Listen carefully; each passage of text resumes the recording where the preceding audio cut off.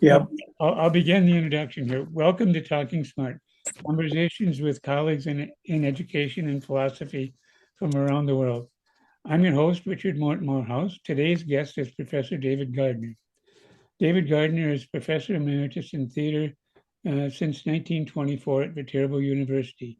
He has taught courses at Viterbo University from 1901 to 1924. Among the courses he regularly teaches are acting, directing, playwriting, Shakespeare, and period style. Additionally, he has directed scores of plays at Viterbo. Gardiner received his BFA at Goodman Theater School of Drama in Chicago, I guess, right? Yeah. Okay, yeah, in 1963, and his MA in theater from the University of Arizona in 1963. I probably have the dates wrong there. We'll correct them when we put that on the screen later. Sure. David Gardiner was a professor at Beijing University in Beijing, China, where he directed 2 plays and taught a course in Shakespeare. He also taught at the University of Florida and the University of Rhode Island. Between 1978 and 2001, Professor Gardiner also taught and directed plays in theater and film, I think, in Denmark, Sweden, and England. Welcome, David. So I'll ask you that first question. Can you tell me a little bit about your background in England and then how you got from there to the United States? And we'll start there. Well, of course, I was born in America, so I'm an American citizen, but I married a British girl. She was over here on a theater tour, working at the Long Wharf Theater in New Haven, Connecticut. And I was also part of the company there at the Long Wharf, which is a great theater. And then we met and got, married, and we went to England for a honeymoon and then just stayed there. That was an interesting experience. What I did, of course, was knock on a lot of doors when I was in England, and eventually got people to hire me. And that's how I got to Europe.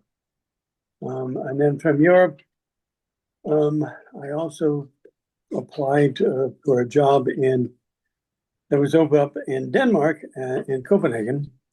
It was their version of a kind of national theater, sort of, yes. And then from that, I went to a theater in a school in Norway, a national theater school in Norway. And so I spent a lot of time in Europe. I came back to the States a couple of times, once to be in the company at the Oregon Shakespeare Festival, and then to do some other things, directing in different theaters here. But I kind of bounced back and forth between Europe and the States until whatever it was, 2000. No, I forget exactly when it was. But I came back. I'd gotten tired of bouncing around a lot, and I thought I'd get a stable job in a university where I could hobnob with my fellow wizards and all that.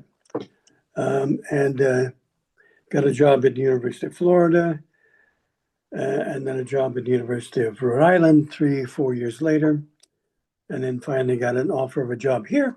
I had worked with a set designer in England. He designed the sets for a couple of shows. Actually, and I had worked with another director.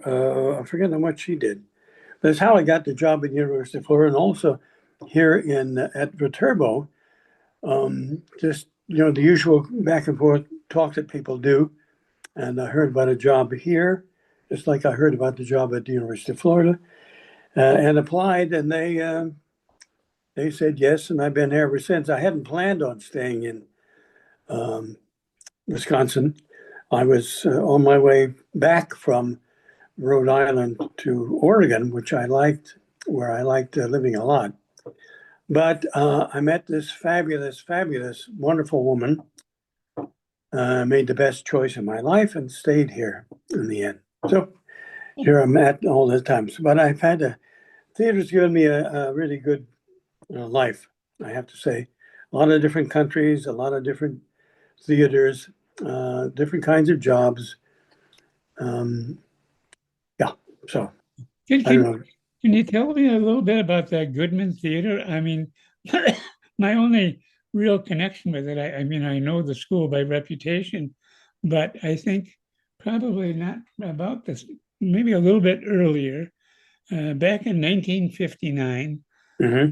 House Community Theater did um, Ballad of the Sad Cafe as their Oh, opening yes. production. And the person that they hired for the dwarf, oh God, Richard something, I can't remember his last name right now, but he was a Goodman. Um, I think he maybe taught at Goodman even. Oh, Uh, yes. and he did, he was the Ballad of Sad Cave Cafe was on Broadway and at the Goodman Theater, and then in La Crosse. That was the third production.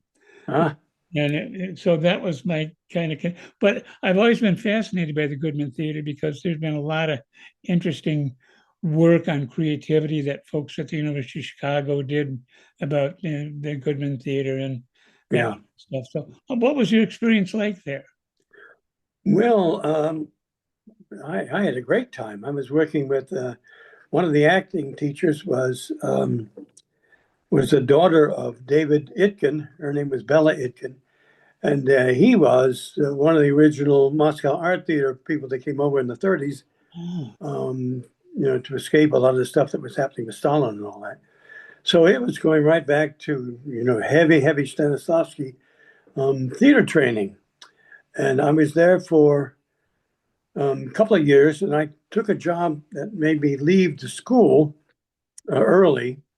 It was a touring show, and I was anxious to work and all that. And then I went back a couple of years later, back as a directing student, interestingly enough. Um, and this was when the Goodman was still part of the, physically part of the Art Institute in Chicago. yes, yes. So the thing I remember about that was it was right in the back of the building, and you had to, which was wonderful, walk through the front door of the Art Institute and then all the way through the art museum, visiting all those paintings and sculpture every day when I went to school. It was just fabulous. It was a great experience. They were very, very, very serious and focused people, Yes.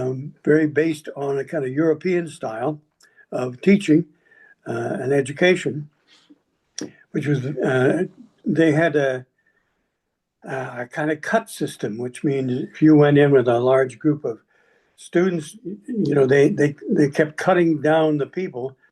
And I think when I think I got this right. It was a long time ago. Um, I think I went in with, I don't know, 20 some other students. And when I left, there were only three of us. Wow. So they really pared people down. It was very serious. Um, It was a good experience, but it's been unlike any of the experience I've had in drama schools here since then. Um, it's gotten me in a lot of trouble in being quite so, I don't know, serious and I don't know. Anyway, it's a different education system. yes, yes, yes, yes. Well, yeah, I kind of thought that Goodman might have been sort of in the European tradition, and Yes, it was. yeah, well, that's a whole another story to talk about. But um, anyway, that's a fascinating introduction to U.S. theater, I think, and probably a good place to look at because I am really interested in how theater plays in American theater plays in not American venues. Beijing, I think, is a probably about well, particularly when you were there, which was maybe 10 years or more ago. Yeah, quite a while ago. Yes. Um, that was probably even then a different China than it is today. Yeah. And so, how does theater translate from the United States to China, for an example? Well, I mean, I don't know anything like the breadth and width of Chinese theater, but they were still having lots of, Peking opera kind of um, stylized theater when I was there. It was popular. I mean, certain things were popular. Shakespeare is very popular, and believe it or not, Oscar Wilde was very popular. In why I don't know, but I mean, it's brilliant plays, but it was all translated into Chinese, into Mandarin. Um, I think that the the audiences in China, if you're just like in a good theater, if you really are telling the truth in the work that you're doing, it's very accurate and truthful and all that. People get it because it's about human beings, And um, I did, what did I do? Worked with on Romeo and Juliet, and then a play that I and a fellow colleague from the University of Florida, we put together our own version of a book called Einstein's Dreams, and we developed a theater version of that. Took it to Europe, took it to Amsterdam and Germany, and then they wanted to do it in China. So we went, and it was very successful there too. Of course, they on the side of the stage they have. We did it in English, and there was a translation on either side of the stage in vertical lines, and the audience had no trouble at all following it. It was very dance oriented, I have to say that. So that was closer to the Beijing opera kind of theater. But also with Shakespeare, they love Shakespeare, and Oscar Wilde is all about language too. So I don't know. There's something universal about the theater, as well as music. I don't know. We didn't have any trouble with that at all. We did have trouble with the technical people in China. The the people that there was still the party system, the Communist Party system was very, very, very prevalent in all that. So we would find ourselves working with a technician, like a lighting person or a scenery design person, that kind of thing, and had the damnedest time trying to find people that understood their own equipment, because it would be the theater that we would work on.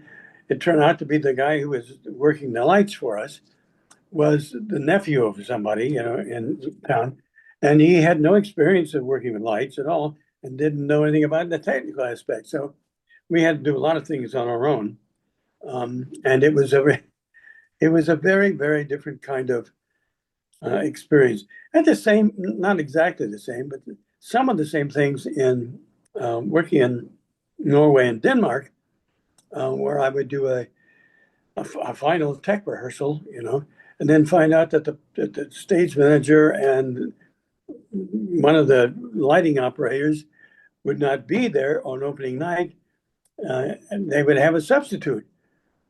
They would have to have everything kind of written down, but you wonder why on earth was I doing that tech rehearsal, Yeah. 12 hours, if that person's not going to be there. Anyway, everybody does things their own way, and they, just like we do, we stumble through, and somehow it works out. Well, There's a character in Einstein what is it? Oh, I forget now. Shakespeare movie saying it's a miracle, and how it works out. It's just yeah, a miracle, yeah. And it is kind of like that, You work really hard, and all kind of things go wrong, and then suddenly, when you have an audience, it comes to life. It comes to bloom in a way. Well, I know one of the things that you've worked on in both Shakespeare, and I remember very well from one of the Greek dramas that you did, that you really work at help students understand every word of what they're saying in a Greek drama or in a Shakespeare play. Yeah, I try to. My sense is that if the actors understand the language, they understand the play, and the play works. I mean, maybe. Yes, that's right. If the actors know what they're saying and mean what they're saying, which they can't do unless they understand what the hell they're saying, then the audience follows, even if it's a different language, because somebody is telling them the truth, you know. And that's missing a lot now in theater, in American theater at any rate, that I've seen for the last 10, 15 years. Anyway, it's a sad thing. I Well, don't know what else to say about it. well, maybe my memory is faulty on this, but one of the things I remember, maybe the first time I really had a conversation with you, I was probably by myself at Houghton's for lunch. Yeah, You were sitting with, I think, I'm forgetting his name now. He was the head of the theater department for a while. Rick, you mean Rick Walters? Rick, yes, I think with Rick. Uh-huh. And if I remember, you were kind of working on a Dylan Thomas play. Oh, yes, Under Milkwood, wonderful piece. Yes, Yeah. yes. And I was so fascinated in the conversation that you guys were having that I was overhearing that I invited myself to come over to your table and join your conversation. I'm sure you were welcome. I was very welcome. And that was, I mean, there's probably 50 or so incremental steps, but, I got a different understanding of theater for being a part of that conversation. And again, I don't want to dominate the conversation here, but I think the way history of that play at that time, contemporary history, world views, all of that stuff goes into understanding a play. Yeah. And you guys were working through all that stuff, and it. Maybe you can talk a little bit more about that process of how you get the whole crew, the lighting crew, through all of the actors to get to that level of understanding. Well, going back to a long way to that particular production, what I remember about that is I remember thinking that it's such a musical play. I mean, lyrical. It's very poetic, of course. Dylan Thomas was a poet, and it's very poetic and very musical. And I liked it because it's musical in some of the same ways that Shakespeare is, very musical. And what I did was, I remember deciding to do this very early on in rehearsal, to send every cast member at home each night, and every rehearsal next day, they had each one of them to come back with a word that they hadn't known before, and that they liked the sound of it. And they would all, at the beginning of rehearsal, we would all share all the words that people discovered and the sounds of it and why they liked the music of the sound. And it increased their vocabulary over the 4 weeks that we were rehearsing. But it also helped them understand that words and language, especially in the theater, it's the music of it, the sound of the words, especially true, of course, in Shakespeare and heightened language plays like Under Milkwood. But it's true in all plays, really, because the playwright spends a lot of time. It takes a long time to write a play, and if it's any good, and chooses their words very carefully, names for characters and everything else. And we're not used to when we grow up in America, in the same way that some other countries are. paying attention to the words, the sounds of the words, as well as the meanings of them. We're trying to get ahead, make some money with that word, or build a bridge with that word, instead of just enjoying the tasting the word, Yes. And thinking of the language as kind of like a piece of fruit sometimes that you can taste and enjoy and sing, and it brings a whole different relationship to the language. And I remember doing that, I think, very successfully with that cast. Yeah, well, thank you. That's the kind of stuff that I'm really now. I'm trying to you have two things.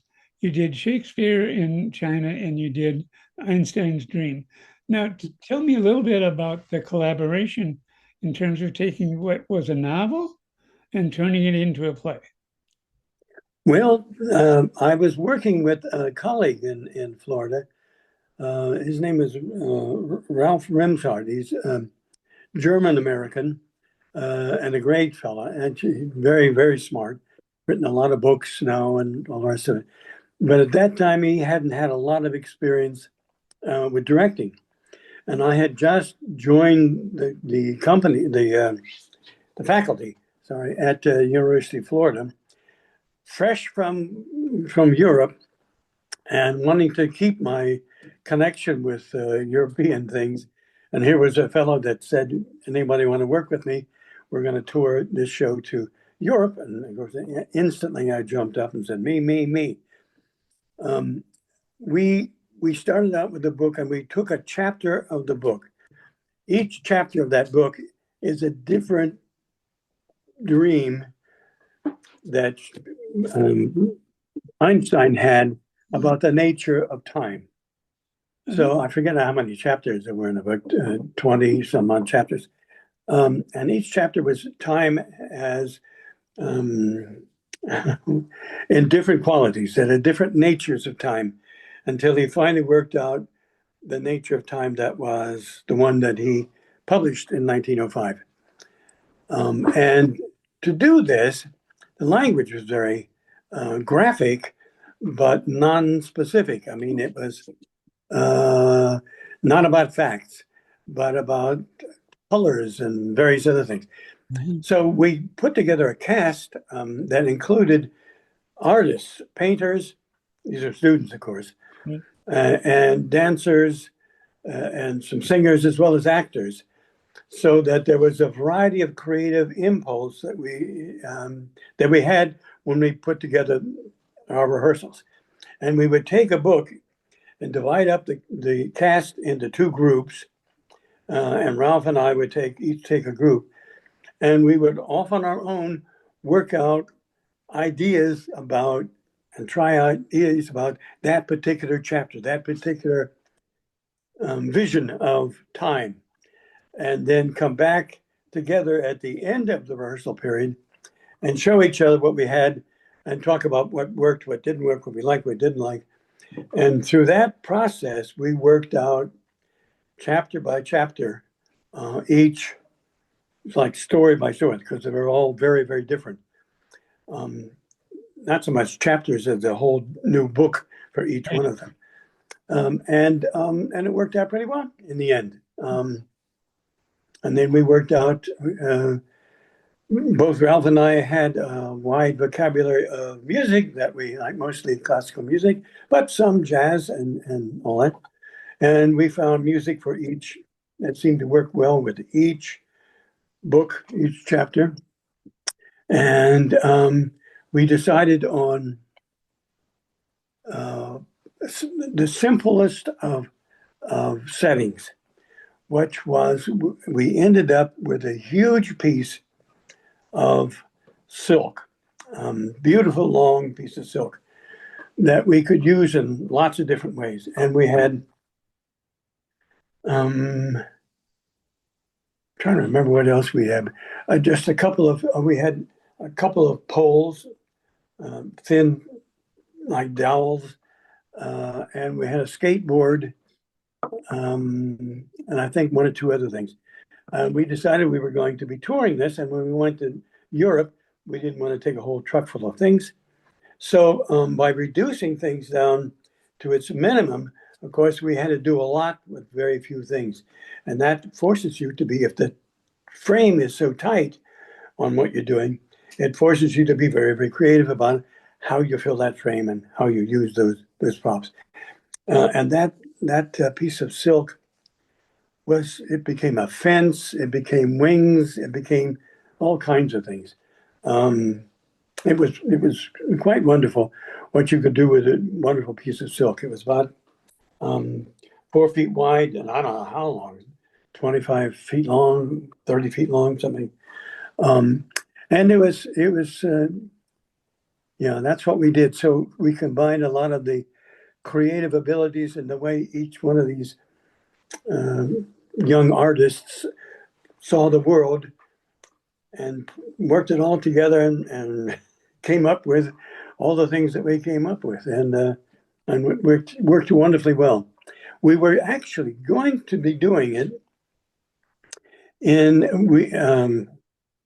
I forget now how we did this, but somehow or another, through people had saw the production. They must have seen it in Europe when we did it, because we did it in Amsterdam and Germany, a couple other places. And we had a theater company that was very interested in doing it. And they had a director for it. She was an actress who she was famous at the time. This was back in the 90s, of course. And I think it was in the 90s, yeah, the late 90s. She was I can't remember her name now, but a wonderful Shakespearean actress. You would call her American, what is it? African American here, but of course you can't call them African American in England because they're not American. They're African British, I guess. Anyway, she was very, very smart, very talented, and she was set out to do it. And we ran into problems. She got pregnant. She just had gotten married a couple of months before that, and got married to a Swedish set designer. And so she said, I really want to be in Sweden with my husband when I have the baby, and really while I'm pregnant. So we had to cancel the theater. It was all set to play in a place called Arts Theatre, right in the heart of London. It's a very famous theater because it's where Waiting for Godot first opened in England. First English language production. Anyway, that was all set up, but that had to be canceled. And then we set up at the National Theatre of Sweden, I guess, whatever the name of that is. So she could stay in Sweden and have her baby and direct the play there and all that. So we were all set up with that, but that delayed things along. And then, of course, what happened was 9/11, and then that put a stop to everything. And so it all fell to pieces. So I could have been famous, but that's the theater, that's what happens. It's a very fragile art form, the theater, and all kinds of things can bend it and break it and all that. Anyway, that was an exciting time. Oh yeah. So other than the production that you did in China, it hasn't been produced. Has it been produced other places? I mean, has people picked up on the play? Is it? Yes, it has been done in other places. Oh. I know that because they write or email to ask permission because it's our play, if you know what I mean. Right. And I say, yes, of course, I'm happy to have it done anywhere by anybody. But I don't really pay attention to where it's being done. But it has been done in a lot of other places as well. Well, that's a great story. I mean, that's with all of its failings, but I guess that is the way theater works. That's the way it works. Yeah. Yeah. So maybe again, so the actors in China spoke English for the Shakespeare play? Yes. Yes and no. It was a combination of English, and oh gosh, whatever I forgot the word for it. Mandarin? Mandarin, yes. Sorry. My 85-year-old brain, I can't hold anything in there, at all. Can't remember my own name sometimes, Well, that's not exactly true, but I'm getting there. I'm getting to that point. Yes, like I said before, well, I taught a couple of classes. I remember in Beijing. I taught also in Taiwan, Shakespeare. I did Romeo and Juliet in Taiwan. And one of the things I remember is the language. If you mean what you're saying and understand what you're saying, then it's clearly communicable to an audience, no matter what their language is. If it's just a kind of sound, if it's just words, then of course it's foreign words, and they don't really get what you're saying, except in a very general way. And you can see that in productions in this country. We went to see a production of Richard II, I think, a couple of years ago at the Guthrie, and we thought the Shakespeare speaking there was very uneven. Some people were good at it, and some people were not. And I'm so glad that he was doing the director there is doing Shakespeare in the big theater for Americans. But it'd be nice if people were trained to do it well. And when they're not doing it well, when they really don't know what they're saying, they can't really mean it. If you say I love you, you can't really mean it if you don't know what you're saying, if you don't know what the words are. I mean, if you say it in a poetic kind of way, not just I love you, but whatever the form it takes, you have to know what you mean. And I did that actually demonstration a couple of times in China. I asked them in the middle of a class, what is the Mandarin for I love you? And I've got a very thin ear, so it takes me quite a while to learn any kind of accent whatsoever. I did it well enough that they didn't laugh at the pronunciation. But then I knew what I was going to be doing, which was at the moment I said it, I absolutely meant it 100%. And they could hear the difference. Because I said I love you in English or something, and then I said it in Mandarin with meaning what I was saying, and they could hear the difference. They could see how one thing, even in another language, was clear and communicates. And I try to teach this actually in a school, a kind of arts school in Madison a few years ago. I ran into a lot of trouble with that. And I tried to teach them that you really have to understand. We went through the script line by line, word by word. It sounds like a very tedious process, but it's not. It's like discovering jewels. It's like discovering new kinds of fruit to eat, to taste, not to eat. And it's very exciting, that stuff, because it's even though it's your own language, it's really discovering what's in that language, the sound of that language, and how different it is when it's sounded than when you just speak it. I don't know. It's hard to explain, but it's easier to understand when you actually do it, and all that. It sounds different than it actually is. This may be not quite analogous, but I had a course in American intellectual history at Sacramento State University back in the 60s. And among other things that we read was Beautiful Losers by Leonard Cohen. It was one of the books we read.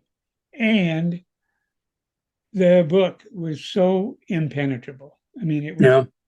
and the class and the instructor, we did that. We went over that book line by line. and it was just so revelatory, so rich. And Yeah.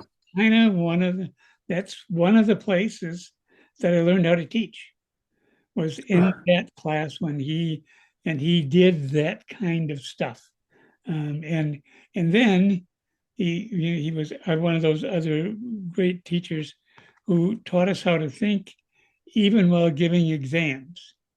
We did a take-home exam where we were asked to. He gave us a quote from Remarks, All Quiet on the Western Front, Huh? and he said, "Use this quote to analyze The Great Gatsby." Huh? It was like, wow, Yeah. and he said, "Get together in groups, talk about it, just write your own, we write our own blue book." And God, it was, like I said, that, and these things are not unconnected. These kind of No, they're not. teaching and learning Yeah. works, yeah, and it's how you bring people to a text is, Yeah. yeah. Anyway, I don't know. I'm trying to. No, I didn't mean to end on my conversation, but No. Well, yeah, of course, it's very relevant, and true. yeah. So I'm trying to think of one other because we're probably, if we started on time, which maybe started a little bit late, but we have maybe 10 minutes or so left to. Um, um, oh, what was the hardest play that you ever directed or acted in? The most difficult, challenging. Well, I directed a production of Cyrano in New Mexico. There's a professional theater company there that's attached to the New Mexico State or whatever university it was in. I think it was Las Cruces, I think, some years ago. And I was directing that. And in Cyrano, there are not only the major characters, there are lots of fops and 17th century swordsmen and all that. And the students there, I mean, they're all good kids and all that, but they were all like cowboys and Indians. I mean, literally a lot of Indians in the classroom. So I had to somehow help teach these guys about court manners, how to deal with fluffs on your boots, on your shoes, on your the delicate things of a finery of a 17th century French court person, plus sword fighting, and that was really complicated. That was difficult, and there was a few other issues with that were personnel issues. There was one of the women's boyfriend or husband, I forget which, who was monstrously jealous, and he used to hang around backstage, and he would carry a gun with him all the time. And it was very weird, the whole thing. It was a world. The United States is a universe into itself, of course, because all the different states have so many different approaches to life and things that are important to them, and blah blah blah blah blah. And that was difficult. That was a difficult show to do, I have to say. But the other kind of challenges are artistic challenges, and those are always very wonderful because I like trying to do things. I used to, at any rate, when I didn't know what the hell I was going to do, and I would have to find it out. So everything was an exploration. And I believed and trusted in myself so much that it never stopped. It never occurred to me that I couldn't do it. I just didn't know how to do it at the beginning. And I knew that sooner or later I would figure it out. And it always worked in the past. At least it always worked to my satisfaction. And I liked doing. I did not only liked it. I really, really enjoyed doing things that I had no idea at the beginning what I was going to do and how I was going to do it and all the rest of that. Everything is a challenge that is terrific as long as there's not somebody wandering on backstage with a gun, or trying to teach, clumsy people sword fighting and court etiquette and all that kind of thing. But that I have to say that New Mexico production was really hard and not pleasurable like the other kinds of challenges. Acting, I've always found acting difficult. Trying to please myself to the point where I thought I did a good job. That was always very, very, very hard to achieve. I mean, I know a lot of people are like that who take the work that they do seriously, but acting was enjoyable. I enjoyed it a lot, especially after directing a lot of plays because I only have myself to worry about, not the whole production and everybody involved with it. So that got to be good in that sense. But how to be another human being and how to continue to tell the truth and worry about all the little things you worry about where you're standing and people are hearing and all the physical things that go on when you're acting that are also true, that you have to pay attention to and be aware of and adjust to, as well as continue hopefully to tell the truth about whatever it is that's happening between you and the other characters happening. It's a lot more complicated if you're really good at it, or try to be any good at it, than just getting on stage and saying your lines, which gets me into a lot of trouble when I try to do any kind of community theater project. I'm always wanting and expecting and asking a lot more than people want to give or enjoy giving. And it constantly gets me into trouble. For the enjoyment of the work that I do, I would have been better off staying in Europe.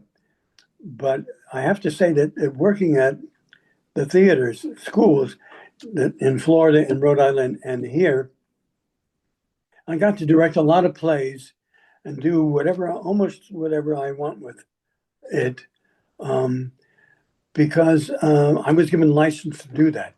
And I would not have been able to do quite as much variety and approaches to plays if I had been working in that professional theater with that, because professional actors mostly don't like experimenting. I mean, they don't like it at all, unless you're working with an experimental theater group. Right. And I was not unlucky enough to work with them, a group like that, very often. I remember I worked I was working in television in England, and I was working as a floor manager in the British television, and a couple of the actors in that whatever the hell we were doing had worked with Peter Brook. Peter Brook, to my mind, was the greatest director in certainly the 20th century, and maybe even the 21st. So it's hard to tell now. He did the original Mort. He just was fantastic in exploring theater and how to be more truthful, how to find the heart of things. I once saw a production of his Carmen, the opera Carmen, that he did with just a handful of, I don't know, 5 or 6 instruments and just a handful of performers. And it's usually done, with 100 people in the orchestra and 100 people on stage, and he just boiled it down to the core, the heart of that piece, and it was just fabulous, just wonderful. Anyway, I forget now what I was saying, going so far off. Anyway, it's not that important. Some discovery that I made. Oh yes, that these actors that had been working with this fabulous genius of a director, when I asked them, breathlessly, and this was years ago, how was it to work with him? And they didn't like it at all. He said, no, he made us do this. He made us improvise. It was a pain in the ass. And And these were professional people, just like get on, do their part, and collect their paycheck. There are a lot of those kind of people in the professional theater too. Yeah. Anyway, that's another one of my stories. I can go on talking for a long, long time. This has just been very enjoyable. I think that, one of the things that perhaps has been kind of a thread through many of our Talking Smart conversations that we've had in the YouTube channel is kind of the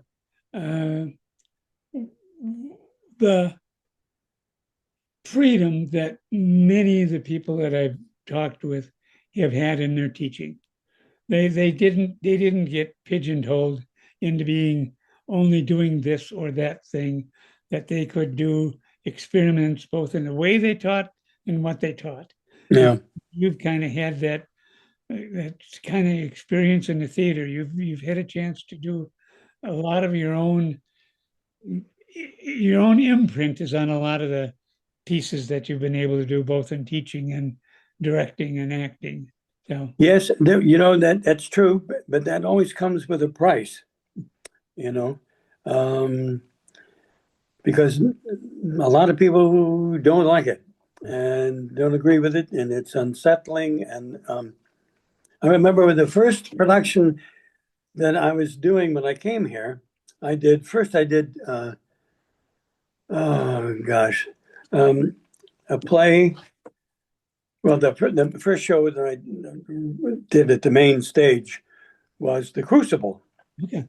And the very first year, and I thought to myself after reading the play that I didn't really want to make the play about the leading character. I wanted to have the play also be about the community that had, gotten hysterical and hung people and did all that, and why that happened and all the rest of it. And the title of the play, The Crucible, of course, is while you burn away all the dross, you burn away all the bad stuff, and you're left with just the pure center, or whatever the issue was. And I thought that making a heroic stand was not really what the play was about. It was about the community turning on each other and turning, which is what oh God, I've forgotten his name now. Arthur Miller was talking about in the 50s when he wrote this, with the House Un-American Activities Committee and all that. And I decided I wanted, among other things, at the end of the play, to have the proctor, the main character, naked on stage, and whatever their last scene was. And I got in terrible trouble doing it at Viterbo, Catholic University. And I had everybody from the president of the university on down come to my office and try to convince me not to do that, and of course, in the end, I had to bow to them to do it. But that taught me about how to censor things, because I was not able to do the play the way I thought it should be done, and to have the crucible burn all the dross away for there wasn't a chance to do that. Anyway, it was a meeting of myself and Catholicism and the Midwest and all of that, first time I got here. And if I hadn't been met Jean, my absolutely fabulous partner, I would have been long gone out of here, because that was my first meeting with so-called arts here in the Midwest, at least this part of the Midwest. So I didn't fit very well, and I don't think I still don't fit all that well, I don't think. I've enjoyed both you and most of your production, maybe all of them. So, well, good. I'm glad you did. But I want to thank you very much, and I think we'll end this now. Okay. So I will say goodbye, and we'll see you again soon. And as soon as I turn this off, we can chat. Okay. Thanks a lot. Take care. Bye-bye. Bye.